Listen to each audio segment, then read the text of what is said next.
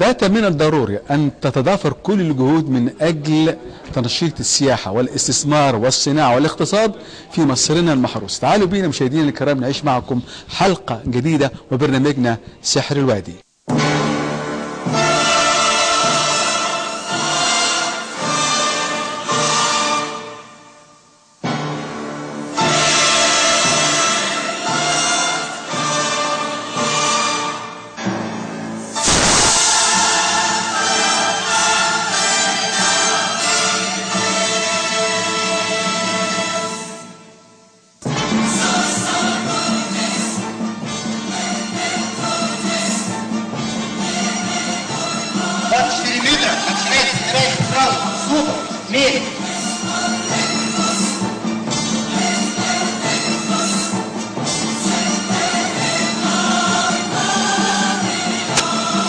خلونا كده مع لحظات مع الحاج ابراهيم وفي في المعرض المقام على هامش مؤتمر اتحاد مستثمرات العرب. الحاج ابراهيم برحب بحضرتك معايا. يا اهلا وسهلا. اولا انا برحب بقناه الصعيد اللي مشرفه الصعيد كله، وبرحب فعلا بيكم لانكم انتوا دايما يعني مهتمين بتغطيه المؤتمرات، ودايما مهتمين بالذات بالاقصر والمجال السياحي كله.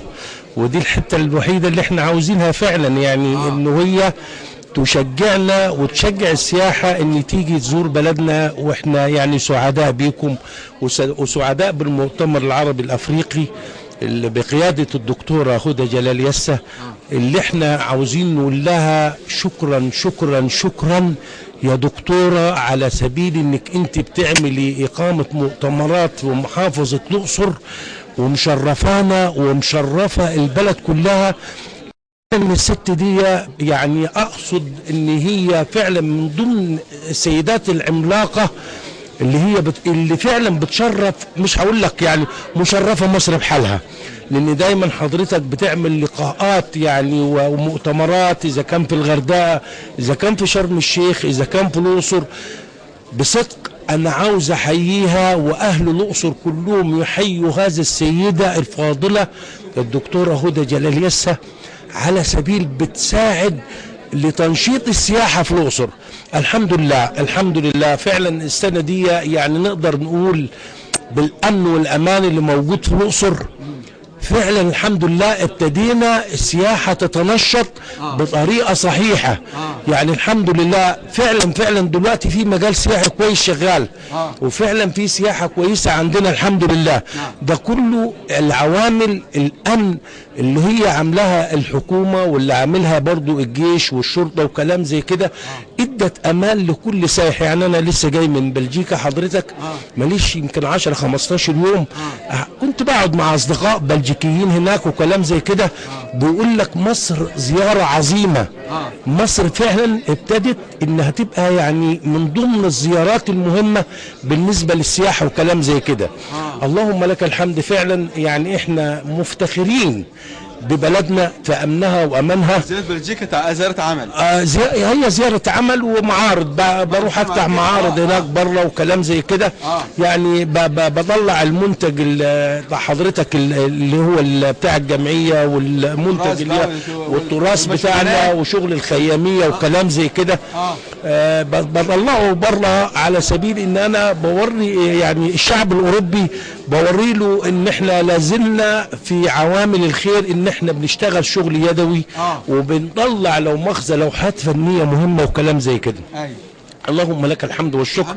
فعلا فعلا اللهم لك الحمد والشكر ان احنا يعني فعلا يعني الفترة اللي عدت اللي هي من بعد 2013 وكلام زي كده، كانت فترة فعلا صعبة على مدينة الأقصر لفترة كبيرة، لغاية ما ربنا كرمنا يعني فعلا بالقوات المسلحة، وكرمنا بالزعيم. أنا بقول والله والله والله لا مجاملة ولا نفاق، إن أنا بقول ربنا يخلي عبد الفتاح السيسي، لأنه راجل زعيم فعلا.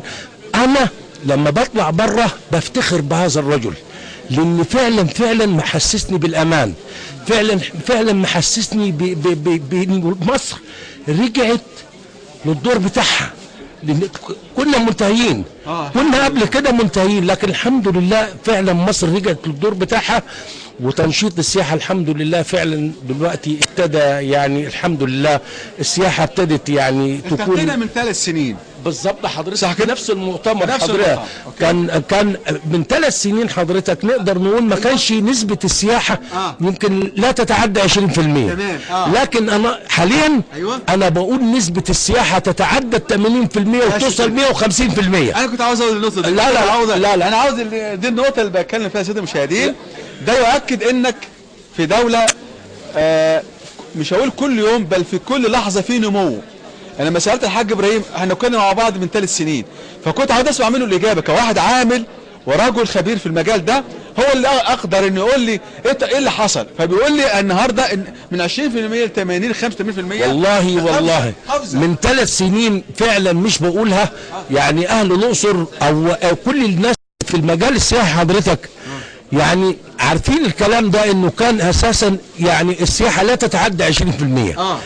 فعلا ربنا كرمنا بالامن والامان في البلد. بيئه السياحه اقدر اقول لك 80% حاليا. اغلبيه الفنادق في الاقصر حضرتك واغلبيه المراكب حضرتك دلوقتي بتعمل الطور بتاعها. ويعني الله اكبر الله اكبر. النايل كروز شغال. النايل كروز شغال فوق ال10 على 10. انا هقول لحضرتك حاجه. من 3 سنين حضرتك يمكن النايل كروز كان بيطلع يمكن 10% بيطلعوا في المركب بيخسروا الرحلة. حاليا دلوقتي ما بنلقاش مكان اساسا في الرحلة في النايل كروز. ليه؟ عدد السياحة زاد عندنا الحمد لله من جميع دول العالم. يعني الحمد لله بتجينا سياحة فرنسية وامريكانية والمانية، يعني جميع دول اوروبا وافريقيا وجميع دول اوروبا واسيا. يعني اقدر اقول لحضرتك سياحة، يعني احنا فرحانين بالامن والامان اللي في البلد. الحمد لله. جميل. بشكرك جدا. خد بقى جولة في المنتجات بتاعت حضرتك، وخاصة انا عجبني لما جامعتك اسمها جامعة الفنون الجميلة لحماية التراث بمحافظة الأقصر. اولا العنوان في حد ذاته، انا كراجل باحث دكتوراه في مجال البحث العلمي، كل كلمة في العنوان ده بسم الله ما شاء الله يتعمل عنها كلام كتير جدا. فنون جميلة وحماية التراث والأقصر في حاجة وحدها.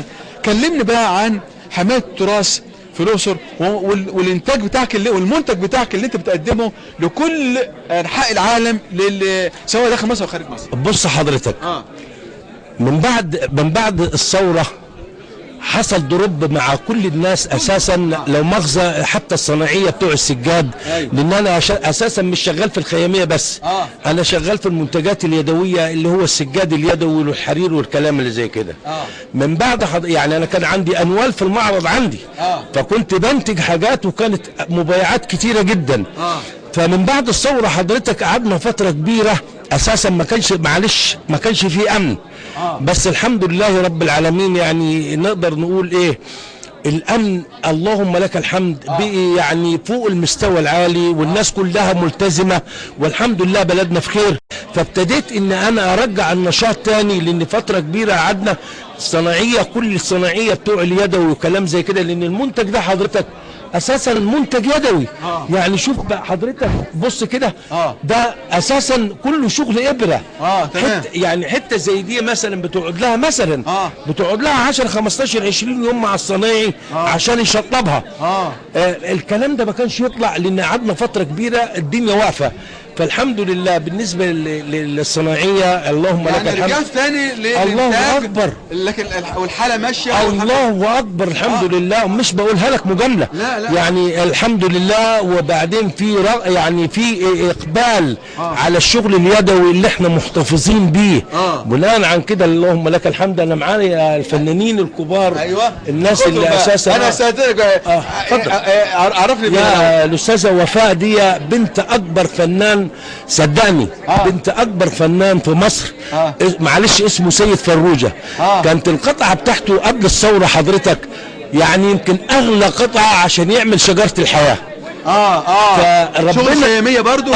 شغل خيامية. وكان برضو ليه عم اسمه سيد، برضو من فنانين العظماء بالنسبة لشغل الخيامي. ففوجئت لقيت الاستاذه وفاء ان هي بتشتغل صنعه ابواب. انا عاوزه مثلا ان انا يعني اشتغل وكلام زي كده. بدل والدها عاوزه اسمع منها الكلام ده. اتفضل.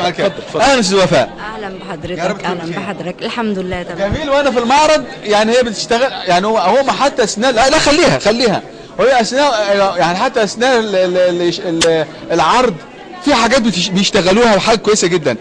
اولا دي قطعه جميله الوانها حتى مبهجه. ما مش عاوز برضه عاوز الناس يشوفوا وش الاستاذ وفاء برضه. لان من حق الايد الذهبيه تظهر معانا. ماشي. قطعه زي دي تاخد وقت قد ايه يا استاذ وفاء؟ يعني بتاخد من 10 ايام ل 15 يوم. قطعه واحده؟ قطعه واحده. تستاهل بقى فعلا ده. تستاهل ان هي تكون قيمه لانها كلها هاند ميد شغل يدوي وبتاخد وقت لانها فن وابداع يعني. التصميم كلمينا عن مرحله التصميم وبعدين بقى الابداع بقى. هي مرحله التصميم بتبتدي الاول من قطعه قماش، قطعه القماش اللي انت شايفها اللي هي الدك، وبعد كده بنرسم عليها الديزاين اللي احنا عايزينه، وبعد كده بنشكلها بقى وبنلون بالأقمشة وبنشتغلها أقمشة الأول بالإبرة والخيط، وبعد كده بنشتغل فوق منها القنافة زي ما أنت شايف علشان نديها الإيه الفينش الأخير زي لمحة العيون مثلا العصفور تكون ظاهرة، الحاجات البسيطة اللفتات البسيطة. جمال. جميل. حاجة بيني وحضرتك واخدة الموضوع عن سيد الوالد. ايوه بالظبط عن والدي. ايوه عن والدي. هو كان بيعلمك ولا انت اكتسبتيها بالفطره؟ لا طبعا الفضل لوالدي. العيله كلها العيله احنا العيله كلها بتشتغل. يعني الاسره كلها. ايوه الاسره. عشان خاطر كده بنتكلم لابد من الحفاظ على هذه الاسر. يعني انا بطالب كراجل اعلامي وعلى مدار سنوات طويله لازم نحافظ على هذه الاسر ولازم يقدم لها كل الدعم لان هم من خلالهم بتستمر الصناعه. اكيد طبعا كده؟ اكيد طبعا. العائله كلها مستمره. العائله كلها مستمره وانا طورت وعملت مشغل وبقى عندي صناعيه تاني ضفتهم وعلمتهم الصنعه والحمد لله. طب هل في فرق في الاجيال بتختلف؟ اكيد طبعا. صح كده؟ اكيد طبعا. طبعا سيد والد باحترام تقديري زي ما بيقول هو راجل معروف. اكيد ما فيش حد يفوقه. لكن الجيل برضو في تطورات دلوقتي، في تطورات بس برضو ما يعني بص ما نقدرش نستغنى عنه ولا عن خبراته ولا عن شغله. شغله مميز ما حدش يقدر يتعداه. بتستعينوا بيه في حاجات؟ اكيد طبعا. اكيد. طب رايه ايه؟ ممكن يتدخل معاكم في حاجات؟ بيدينا لفتاته طبعا البسيطه واحنا ما نقدرش نستغنى عن رايه. الرسومات بتاعته طبعا كله شغله خياميه ولا في حاجات تانية؟ كله شغله خياميه، بيكون بقى طيور وفي فرعوني وفي عربي وفي اللوتس زي اللي وراك. يعني على حسب ما بيكون الديزاين اللي احنا بنشتغل عليه. في مفهوم ده بيقول لك في مهن قد تنقرض وفي مهن لابد من صاحبها هو يعافر في الدين عشان خاطر تستمر. اكيد طبعا. اكيد انا من الناس اللي ما احبش ان المهنه دي تنقرض. اولا لانها مهنه يعني بتفيد السيدات اكتر من الرجاله. لان هي تقدر تشتغل وهي قاعده في بيتها من غير ما تسيب اطفالها ولا تسيب بيتها، وفي نفس الوقت بتدخل دخل وبتساعد اسرتها وهي قاعده جنب اطفالها. تمام. بحيث ان هي ما تضطرش ان هي تخرج بره. بالنسبه للأيدي العامله. بالنسبه للجست او الزبون او اللي هيشتري بقى. ايوه. والجست ده بيكون عندنا احنا بقى. بيكون ده طبعا الجست دوت بيجي طبعا على حسب المكان اللي انت بتروحه، زي ما احنا موجودين النهارده في المعرض. بيشوف المنتج طبعا بيفتخر بيه لانه كله هاند ميد. وده ليه ميزه طبعا قيمه جدا غير المشغولات التانية. والحمد لله. يعني السؤال الاخير لحضرتك، هل بيحصل تعرف ثقافه الدول بتختلف؟ اكيد طبعا. هل بيحصل نوع من نعمل حاجه حسب ثقافه الدوله او حسب زبون يطلب مني حاجه معينه اعملها له؟ ممكن ساعات بيطلب حاجات معينه، الوان معينه. الوان. لكن تصميم كتصميم لا. لا بالعكس بيبقى مرحب جدا بالتصميم اللي احنا بنبتكره. بس ساعات طبعا على حسب الديكور عنده في البيت. بس على كده. ايوه بيطلبها مخصوص بقى كده. بالظبط.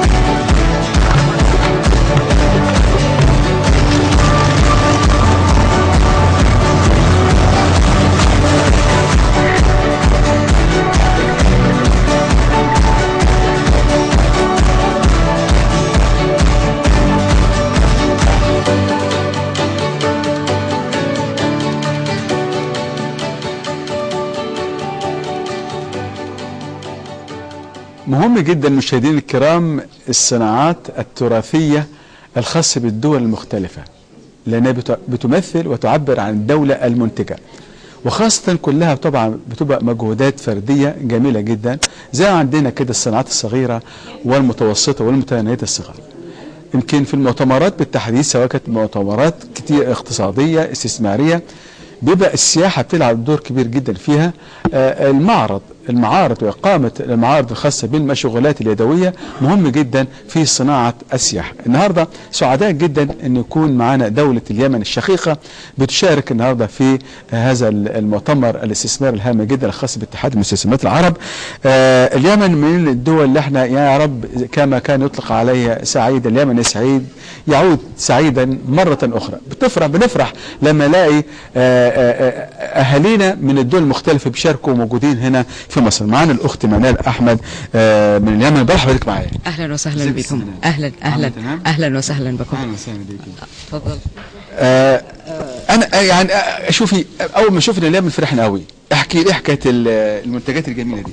طبعا حضرنا المؤتمر بعد يعني تعرفوا المشاكل الذي حاصل عندنا في البلاد، لهذا كان الوصول للمؤتمر كان بجهد كبير جدا جدا جدا. يعني استمرنا مسافرين لمدة 3 أيام متواصلة من أجل أن احنا نحضر المؤتمر يعني بنفس التوقيت.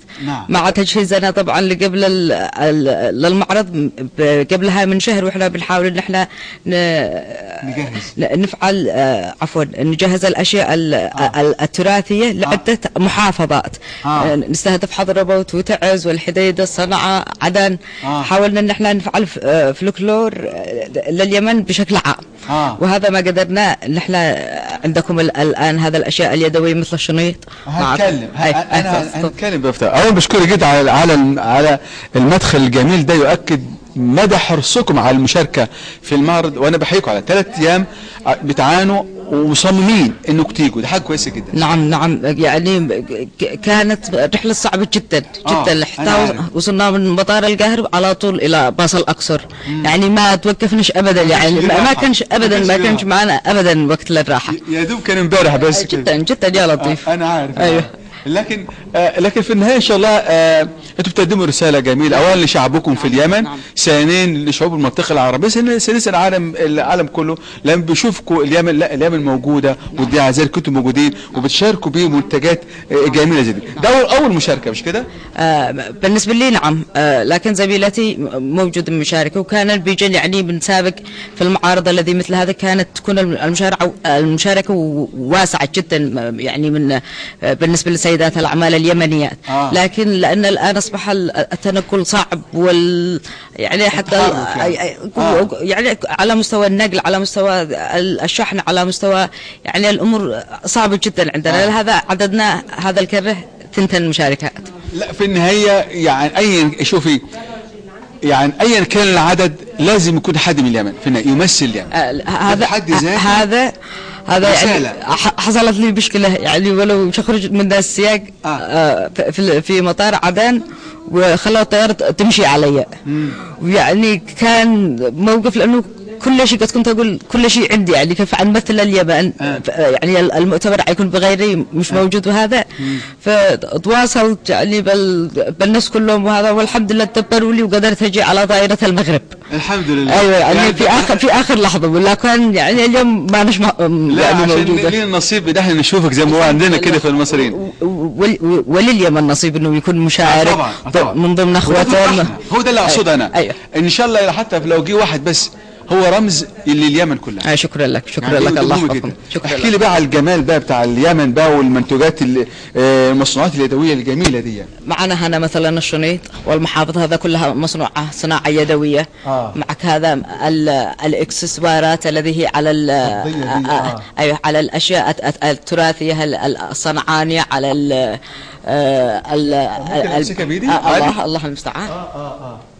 يعني ما شاء الله، يعني كنموذج كده من الاشياء الجميله. هذا تلبس على الراس، هذا يا سلام. هكذا انا اخذته كده يعني كده يتلبس على الراس. ايوه. وعد معاها الطقم يعني الذي هو الحلق. اي حد ولا عروسه مثلا تلبسه ولا ايه؟ عروسه، اي حدا أي معاها بنت يعني. ايوه اي بنت معاها مثلا شو، معاها حفله، معاها كاكسسوار تقدر- بقى. ايوه كسهره كده. ملفت وجميل جدا جميل جدا في اللبس. لذلك انا خطف عيني فسحبته. عد معها انا مثلا هذا مع مثلا هذا الحزام تبعه، ده هذا الذي بيعمل يلبس بقى على نوع من الخصر هذا. تمام. ايوه. آه. وفي البدله التي هي بسبه توقع في الصدر، هنا تلبس على الحلقات، هذا قد يعتبر بدل الحلقات. اللي هي دي ايوه مش لانه محتاج- هنا موجود. مش محتاجه عفوا كده. ايوه يعني هي مش محتاجه تلبس حلقه لان ده متوفر فيه هنا. أيوة. صح كده؟ أيوة. صح كده. أيوة. تمام. هذا مثلا هذا معانا، هذا يسموه المرجع. المرجع. عقد المرجان هذا. يعني كانوا الاولين يبصروه يلبسوا من الحرز. حرز من العين، من الحساد، من هذا تمام. تلبسها العروسه، تلبسها النفاس الوالده. يلبسن هذا المرجان الذي عشان يسموه الحسد. ايوه عندنا احنا العين الزرع. ايوه زيها كده. يتفائلوا به، هو يقولوا يتفائلوا به وجالب الحظ الجميل. جميل جميل. وهذا معاكم الكل عقود الكهرمان. الكهرمان. ايوه اسمها حجر الكهرمان. كل الكهرمان. أيوة. كل ده منتجات يدويه. نعم. نعم كلها انتاج يمني يدويه. هذا عقود الكهرمان جالب الحظ الجميل والله يسموها. ما شاء الله. تمام. شوفوا هذا انواع معاكم هنا، انواع منها. سرو هذا مثلا هذا ضمن الاحجار، وهذا هي العقود الصغيره. أحجار مثلا مختلفة. ايوه مثلا هذا عقود صغيره. جميل جميل. ايوه. فقلت لك بسمه. وهذا معنا اكسسوارات بقى صغيره. اكسسوارات صغيره. هذا جينا هذا الاحزمه طبعا. ده حزام. لكن هي عندنا بيلبسوها هذا على الملابس العدنيه اللحجيه، على الدروع.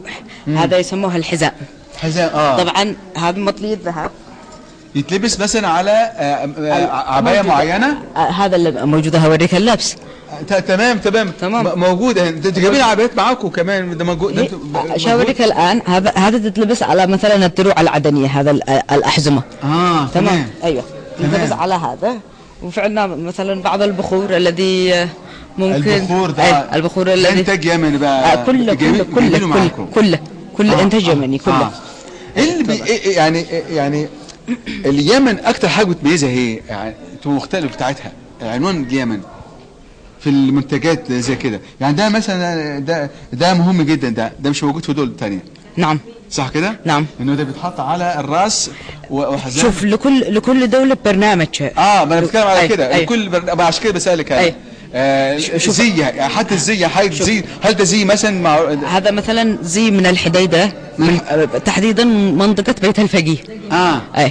هذا زي يعني يعتبر قد شبه معدوم، يعني ما عاد تلاقيش بسهوله، لاني كان يصنع عبر ماكينه اسمها ختوجه. يعني الماكينه هذا ما عادش حتى متوفر يعني عندنا في اليمن. مش متوفر يعني. أيوة. لكن كان موجود كان موجود بكثره. بالضبط. لكن احنا الان الحين بنحاول ان احنا نحيي التراث اليمني بالمحافظه على الموروث الشعبي. من خلال ان احنا نبذ النماذج الذي هي بتحاول ان يدخت فيه، وبنحاول ان احنا نرجع نصنعها مره ثانيه. من اجل انه يعتبر هذا من هويه البلاد. ما نتكلم على كده. ايوه. وخاصه ان اليمن لها طبيعه خاصه حتى في مبانيها. نعم. يعني هو ده بيتكلم على كده. لا هويه هي ولا خصوصيه في كل حاجه. وميزتها اللي بتتميز بالتنوع في جميع مناطقها. الحاره، البارده، البحريه. الجغرافيا مختلفه فيها تنوع عجيب جدا. هل برضه في تنوع برضه في العادات والتقاليد؟ في العادات والتقاليد، في اللبس، في طريقة المنسوجات، في طريقة. هذا هي ميزتها في التنوع. مش بس يعني مثلا ممكن أن تقول نموذج واحد، لكن التراث اليمني ممكن أنه يذهلك بتنوعه، بجمال ألوانه، بطريقة تميزه. يعني حقيقة يعني من المواريث المهمة في العالم. دي نقطة مهمة جدا. طبعا بعد ما تعبتوا في السفر ومطار ورغم الاضطرابات الموجودة، ومع ذلك كان في حرص انك تشاركوا. انا شايف كمان لحظة جميلة وسعيد انك انتصرت على كل هذه التحديات. جدا جدا جدا جدا جدا مبسوطة، جدا مبسوطة ان احنا قدرنا نفعل يعني نمثل بلادنا، وان شاء الله نكون يعني أبدينا ولو جزء بسيط من عظمة هذا البلاد العظيمة بالإمكانيات الموجودة. دي برضو هذا كل يمني. هذا اللحافات حديدي كلها من صنع اليمن، هذا صنعت في اليمن كلها. هذا القش هذا كله من اليمن. جميل جميل، يعني خصوصيات مختلفة متنوعة ما بين الدول العربية مشاهدينا الكرام، وخاصة اليمن. اليمن دولة تانية خالص، جميله وعظيمه في تراث. عشان خاطر كده يا رب تخرج كم كبوته ان شاء الله. الاخت منال نجحت، انا شفت عينيها دمعت لما بقول لها انت سعيده انك انت انتصرت على التحديات دي. حسيت انها اتاثرت لان سبب بسيط، كنت حاسس ان هي نفسها هتزعل لو جدا جدا جدا جدا. كنا نزعل انا وزميلتي والدكتوره الذي معنا، الدكتوره فوزي الناشر، الذي حاولت ان تنسق لنا من خارج اليمن من اجل المؤتمر وتجهز لنا كل شيء وترتب لنا كل شيء. صح اللي ما قدرناش نوفر كل شيء بسبب هذا، لكن الحمد لله يعني كنا موجودين يعني. جميل. ايوه. تقولي بقى للجمهور وشعب اليمن اللي بيشوفوكوا دلوقتي، نحبكم كلكم، هذا الذي اقدر اقوله. وان شاء الله يعجبكم الاشياء التي فعلناها، وان شاء الله نحن كنا بنمثل اليمن بالشكل المطلوب.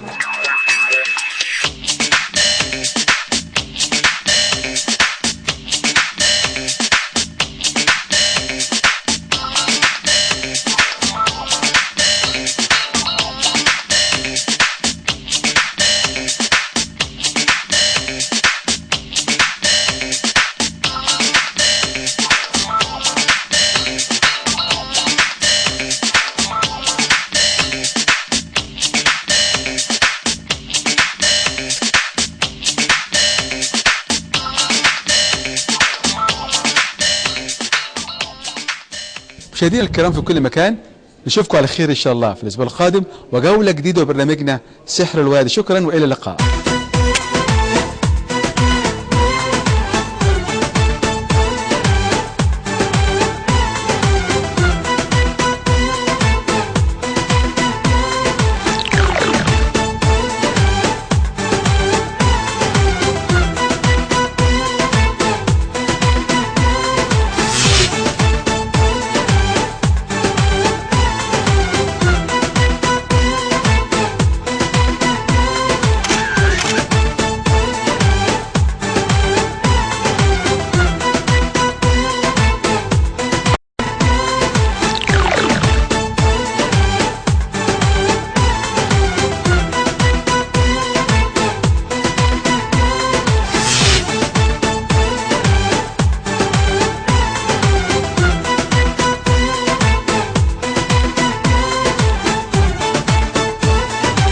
اسمي مصر، اسمي مصر.